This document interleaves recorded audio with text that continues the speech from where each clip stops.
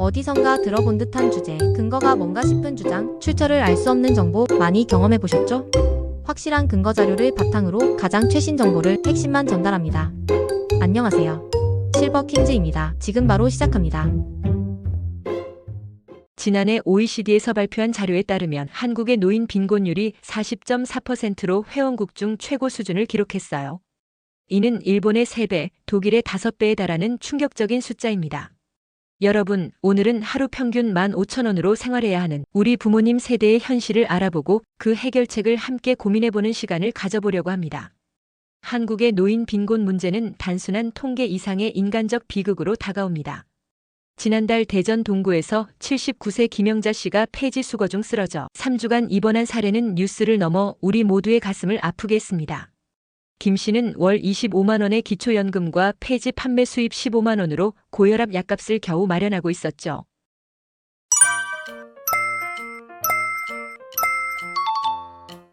이런 사례가 특별한 것이 아니라 일상이 된 것이 현실입니다. 2024년 12월 기준 65세 이상 인구 1,000만 명 시대를 눈앞에 둔 가운데 통계청 발표에 따르면 76세 이상 노인의 51.5%가 월 60만 원 미만으로 생계를 꾸려가고 있습니다. 이는 하루 2만 원도 채 되지 않는 금액인데요. 서울 강남구 논현동에서 30평 아파트에 혼자 사는 82세 홍순옥 씨의 경우를 보면 더욱 충격적입니다. 명문대 교수로 재직했던 남편 사망 후 받는 월 32만 원의 기초연금으로 관리비 35만 원을 내지 못해 3개월째 체납 상태입니다. 차라리 빌라로 이사가고 싶지만 전세금이 없어 갇힌 삶이라는 그의 말에서 우리 사회의 모순이 드러납니다. 성별 격차 문제는 더욱 심각합니다. 2024년 3월 보건복지부 자료에 따르면 70대 여성 노인의 48.7%가 빈곤 상태로 동년배 남성 대비 15% 높은 수치입니다.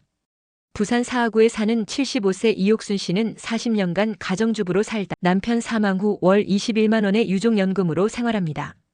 시장에서 버려진 채소를 주워다 죽을 끓여 먹는다는 그의 증언은 한국 여성 노인의 현실을 적나라하게 보여줍니다. 국민연금 제도의 구조적 문제가 이 같은 비극을 부추깁니다.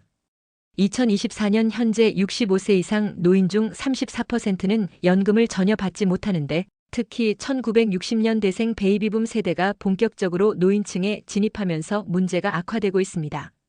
대표적 사례가 경기도 용인시에서 만난 63세 박철민 씨입니다.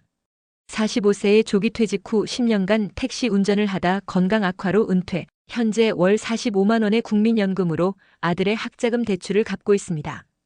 퇴직금 2억 원으로 작은 주유소를 차렸다가 2020년 유가 폭락으로 문 닫았다는 그의 이야기는 이 세대의 전형적인 모습입니다. 정부의 대응책도 한계에 부딪히고 있습니다.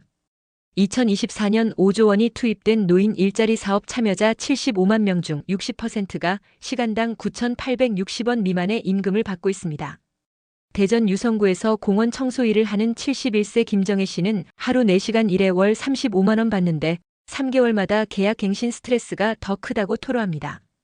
반면 일본의 실버 인력 은행 시스템은 전문 자격증을 가진 노인들이 시간제로 일하며 월 평균 150만 원을 벌 수 있도록 지원하는데 이런 질적 전환이 시급한 시점입니다. 전통적 가족 시스템 붕괴는 또 다른 문제입니다. 2024년 3월 기준 65세 이상 1인 가구 비율이 38%를 넘어섰으며 인천 부평구에 사는 85세 최말자 씨 사례가 이를 증명합니다. 3남매를 미국 유학 보낸 그는 자식들이 월 300달러씩 보내주지만 환율 오르면 약값이 모자라다며 폐혈증으로 입원했던 지난달을 회상합니다. 전문가들은 2030년이 되면 현재 40%인 노인 의료비 자기 부담률이 60%까지 치솟을 것으로 전망하고 있습니다. 현실이 어둡지만 희망의 싹도 보입니다. 서울시가 2023년 시범 도입한 실버 창업 멘토링 프로그램은 65세 이상 200명이 기술 교육 후 소규모 창업에 성공했으며 부산의 동네 할머니 요리 교실은 50개 동아리로 확장되며 월 평균 30만 원의 추가 수입을 창출하고 있습니다. 특히 경기도 안양시에서 70세 이상 20명이 운영하는 실버 배달 서비스는 월 120만 원의 수익을 내며 성공한 지역 모델로 주목받고 있죠. 국제적 비교에서도 해법을 찾을 수 있습니다. 독일의 리스터 연금은 추가 납부를 통해 연금액을 최대 30%까지 늘릴 수 있는 제도이며 스웨덴은 노인 1인당 공적 복지 지출이 한국의 3배에 달합니다. 2027년 예정된 국민연금 개혁안에서 소득 대체율 40%에서 50%로의 상향 조정이 논의되는 것도 이런 맥락입니다. 경기도 수원시에서 시작된 옷장 프로젝트는 기부받은 옷을 판매해 월 100만 원 이상의 장학금을 조성하고 있으며 대구 달서구의 시간은행은 1,200명의 노인이 서로의 시간을 화폐로 교환하며 공동체를 유지하고 있습니다. 노인이 행복해야 모두가 행복한 사회, 오늘부터 우리 동네에서 실천 가능한 작은 변화를 시작해보는 건 어떨까요? 지금까지 실버 퀸즈였습니다.